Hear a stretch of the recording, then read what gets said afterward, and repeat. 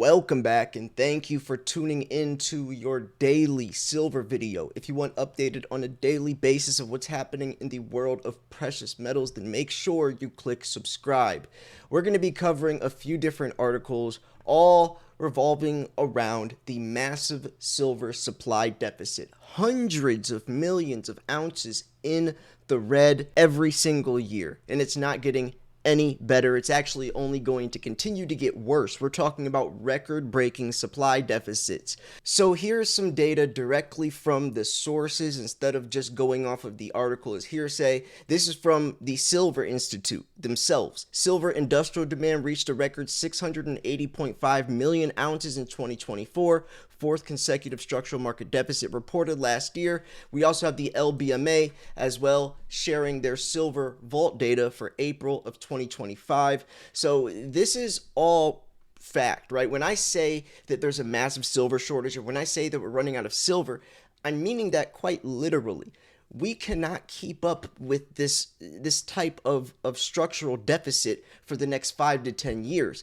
And I mentioned 5 to 10 years because I'm also going to be covering another article from the LBMA facing facts. Silver demand in solar photovoltaics leapfrog in the next 5 years. It's only getting worse. But where is the silver going to come from? Recycling isn't doing much. Mining innovation, I mean, we only get so much silver out of the Earth's crust. Where's it going to come from? You tell me. I mean, what's the most realistic? Mining innovation, taking it from us, silver confiscation, recycling, or space mining? Those are the 4 options we have. The fourth one isn't going to be happening anytime soon, but eventually I do feel we will be able to mine asteroids for precious metals, but not anytime soon. So where's it going to come from?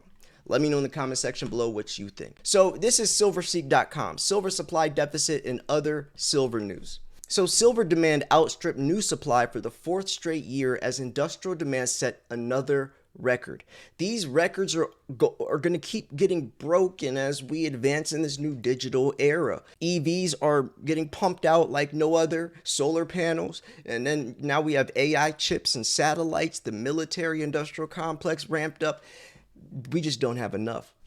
This is one of the several stories featured in the new edition of Silver News published by the Silver Institute. Silver industrial demand rose 4% in 2024 to 680.5 million ounces. That's almost as much as production is entirely.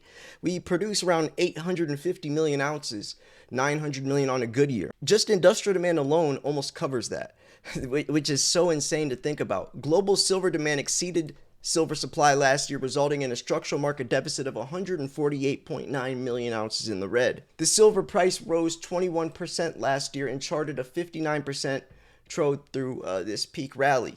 Now, last year's record industrial demand primarily came from end uses stemming from artificial intelligence, AI applications in the green economy, specifically electric and telecommunications grid infrastructure, electric vehicles and charging stations, and photovoltaics.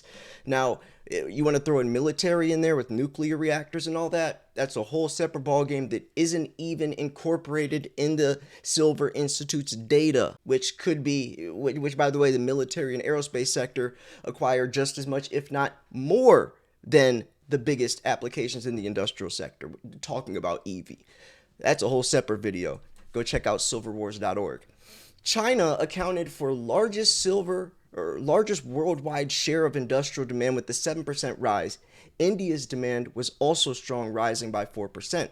Despite record industrial offtake, overall silver demand fell by about 3% to 1.16 billion ounces. The drop was primarily due to weak investment demand, particularly in the West. But it's interesting because I made a video yesterday. Right now, investment demand is the highest it's been since COVID. So where it was weak, now it is actually extremely strong, the highest we've seen in 5-6 years. Coin and bar demand fell 22% last year to a 5-year low. However, India recorded a 21% rise due to bullish price expectations and import duty cut. Silver mine output was flat in 2024. Like I said, there's only so much silver in the Earth's crust. So that's where we're at with the supply and demand fundamentals, the numbers. Now, this is from the source themselves. Silver industrial demand reached a record 680.5 million ounces in 2024. Right here, global supply it's around 819.7 million ounces in 2024. Like I said, industrial demand alone almost covered the entire supply chain. Almost all the silver we produce is going just to that sector alone, not even talking about the several others.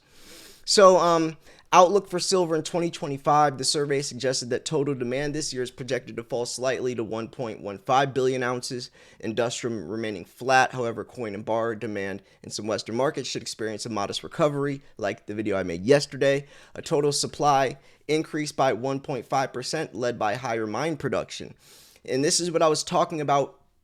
Is mining production going to be able to fulfill the hundreds of millions of ounces in the red that we are facing?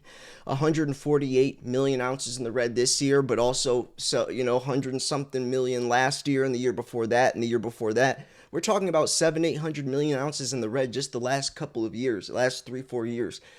So if mine production ramps up 1.5%, that's not enough. Even recycling, that's not enough. So let's look at the LBMA. This is the London Gold and Silver Vault data for April 2025. As of the end of April 2025, the amount of gold held in London vaults was 8,536 tons, which is a 0.56% increase in the previous month, valued at $906 billion, which equates to approximately 682,855 gold bars.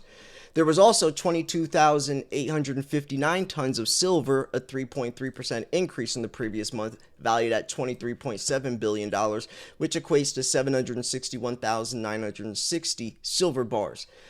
So gold stocks at the Bank of England declined similar pace to March. Commercial vaults across London saw another monthly increase in holdings. This trend reinforces the view that gold is continuing to move out of the Bank of England into the broader local London system, as well as gold leaving the CME warehouses as tariff fears eased and arbitrage opportunities disappeared, of course. For silver, the direction of flow shifted notably this month. After steady month-on-month declines since the start of the year, holdings have now registered a positive increase for the first occasion since October of 2024. That's pretty interesting. Now, let's look at facing facts. Silver demand in solar photovoltaics to leapfrog in the next 5 years. This is something we really got to take note of, because as the demand increases, we have to keep up with that type of demand. And I'm thinking that in the next couple of years, it's just not going to be realistic. And when people realize, when they actually see that they don't have enough, or that it's becoming extremely hard to attain that much, that's when prices will actually start to account for, or silver will actually start to show its true value without being swept under this rug, or this manipulated rug at that. Solar photovoltaic, or PV modules, have become one of the most widely used sources of electricity over the past 2 decades. In the last 5 years, the industry has experienced exponential growth, making solar energy increasingly competitive with other renewables such as hydropower and wind. According to the International Energy Agency, or the IEA, solar photovoltaics are projected to surpass all other renewable energy sources by 2030. Key year to look at. Currently, solar energy accounts for 6.8% of global renewable energy production. So by 2030, it will surpass all other renewable energy resources. That's big. That is huge. The signing of the Paris Climate Agreement marked a turning point for renewable energy demand. As part of efforts to curb global temperature rise, signatory countries committed to reducing carbon emissions and greenhouse gases. Initially, hydropower and wind energy gained momentum, but solar power has rapidly caught up, driven by ease of installation and cost effectiveness. So it's only going to expand. What began with rooftops solar installations has expanded into the development of large-scale solar parks. In just the past 2 years, China has installed an impressive 470 gigawatts of solar power. And that's far exceeding its total capacity from the previous decade. Major European economies, led by Germany, added 89 gigawatts, I think that's gigawatts, during the same period, while the United States installed 81. Meanwhile, emerging markets such as India and Brazil are also making rapid advancements in solar capacity expansions. So here's a chart showing the demand for photovoltaics and silver, which is PV cells. That's using solar panels, PV cells, photovoltaics. And you can see by 2030, now right here, if we're talking about nearly doubling, We're already hundreds of millions of ounces in the red, and if this doubles, just imagine what it's going to look like.